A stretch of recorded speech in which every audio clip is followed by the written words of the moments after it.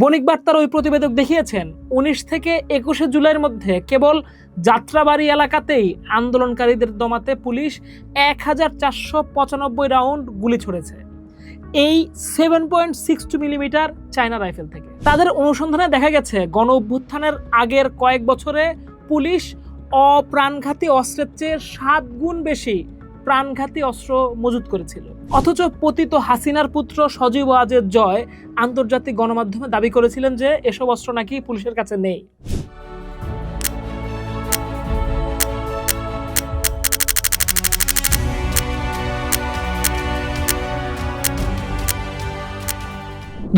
সালের July August বাংলাদেশের রাজপথ লাশের মিছিলে ভারী। জাতিসংঘের হিসেবে ১৪০০-র বেশি মানুষের রক্তে পতন হয় স্বৈরাচারের। আন্দোলনে শহীদদের অনেকের শরীরেই যেই বুলেট পাওয়া গেছে তা ছোড়া হয় 7.62 মিলিমিটার কার্তুজের আগ্নেয়াস্ত্র থেকে। অভ্যুত্থানের পর থেকেই পতিত আওয়ামী লীগের পক্ষ থেকে বারবার দাবি করা হয়েছে যে পুলিশ নাকি 7.62 মিলিমিটার অস্ত্র ব্যবহারই করে না। তাদের দাবি, যেহেতু আন্দোলনকারীদের শরীরে এই গুলি পাওয়া গেছে তার মানে এর পেছনে তৃতীয় কোনো পক্ষ জড়িত। কিন্তু সত্যকে কি দাফন করা যায়? অভ্যুত্থানের পর দেশের বেশ কয়েকটি গণমাধ্যম এই বিষয়টি নিয়ে অনুসন্ধানী প্রতিবেদন প্রকাশ করেছে। আজ আমরা জানব কিভাবে নেত্র নিউজ, বণিক বার্তা এবং দ্য ডেইলি স্টারের প্রতিবেদন থেকে এই সব প্রপাগান্ডার মুখোশ খুলে গেছে। নেত্র নিউজে প্রতিবেদক আকিব মোহাম্মদ শাতিল বিশ্লেষণ করে দেখিয়েছেন আওয়ামী লীগের এই ষড়যন্ত্র তত্ত্ব একটা সুপরিকল্পিত মিথ্যাচার। নেত্র নথিপত্র ঘেটে প্রমাণ করেছে যে শেখ হাসিনা শাসন আমলেই পুলিশ কয়েক দফায় 7.62 মিলিমিটার স্নাইপার রাইফেল ও কার্তুজ কেনার দরপত্র আহ্বান করেছিল। বিশেষ করে ২০২৪ সালের মার্চ মাসে এই আন্দোলনের মাত্র কয়েক মাস আগে পুলিশ সদর দপ্তর অর্ধশত স্নাইপার রাইফেল কেনার টেন্ডার দেয়। এই স্নাইপারগুলো 7.62 মিলিমিটারের।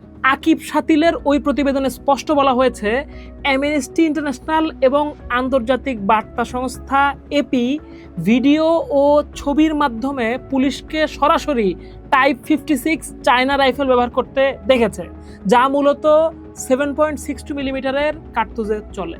একই সত্য প্রতিধ্বনিত হয়েছে বণিক বার্তায় নিহাল হুসাইনের প্রতিবেদনে। তিনি যাত্রাবাড়ির রণক্ষেত্রের এক বিভীষিকাময় পরিসংখ্যান তুলে ধরেছেন। বণিক বার্তার ওই প্রতিবেদক দেখিয়েছেন ১৯ থেকে ২১ জুলাইয়ের মধ্যে কেবল যাত্রাবাড়ি এলাকাতেই আন্দোলনকারীদের দমাতে পুলিশ ১,৪৯৫ রাউন্ড গুলি ছুড়েছে, এই 7.62 মিলিমিটার চায়না রাইফেল থেকে। তার প্রতিবেদনে উঠে এসেছে যে এই মরণাস্ত্র দিয়ে প্রতি মিনিটে ৩০ থেকে ৪০ রাউন্ড নিখুঁত গুলি চালানো যায়, যা সাধারণত যুদ্ধক্ষেত্রে ব্যবহৃত হয়।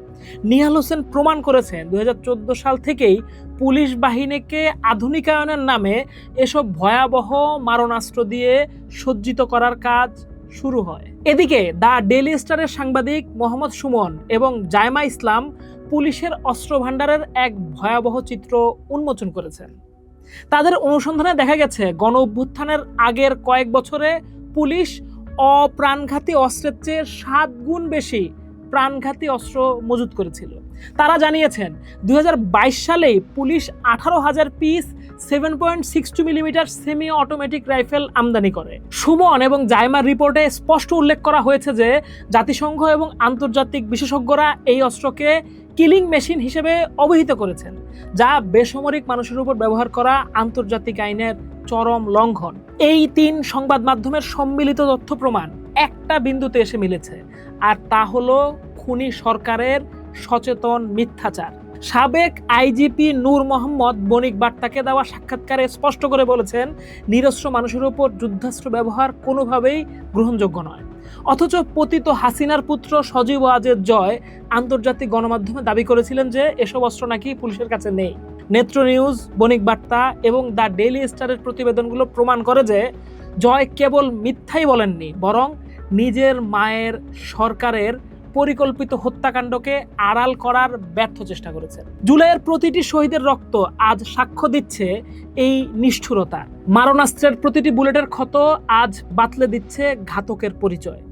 ইতিহাস সাক্ষী থাকবে, প্রোপাগান্ডা দিয়ে কখনো রক্তের দাগ মোছা যায় না। শহীদদের রক্ত আর সাংবাদিকদের সত্য আজ এক হয়ে খুনিদের ইতিহাসের আস্তাকুড়ে নিক্ষেপ করেছে। সময়ের অন্য পার্ট দেখুন। থাকুন ঢাকা পেপারসের সাথে।